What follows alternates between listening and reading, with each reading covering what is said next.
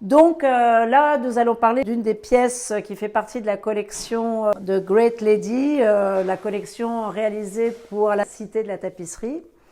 Et donc j'étais partie d'une photo que j'avais prise au Sri Lanka après avoir monté 2 heures d'escalier où j'avais une vue sur une forêt qui se reflétait dans un lac.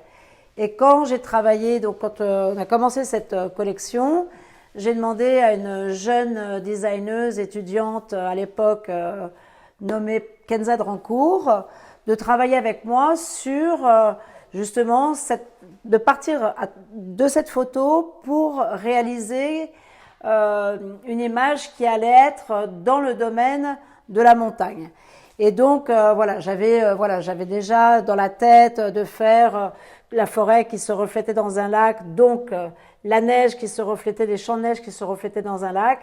Et doucement, donc les choses sont arrivées, l'histoire est arrivée de cette pièce, donc des champs de neige, avec le ciel, puisque se reflète ce qu'il y a à l'extérieur, l'eau gelée, et tout ça se reflétant dans la console, en fait, qui est comme si elle représentait un lac.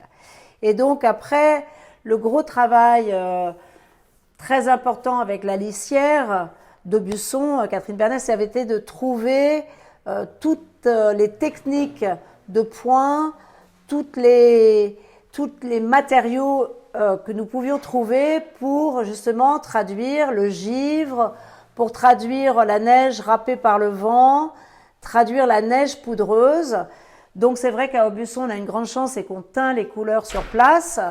Donc voilà, les choses se sont faites. On était parti d'abord sur des couleurs un peu ternes, enfin qui se sont réalisées ternes sur la tapisserie. Donc nous sommes passés de la couleur rouille à la couleur grise.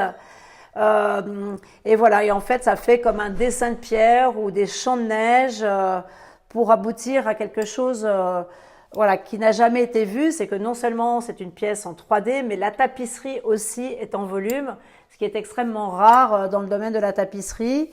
Et j'ai la chance que Bruno Itier, le curateur en chef de l'époque, qualifie vraiment cette pièce de chef-d'œuvre.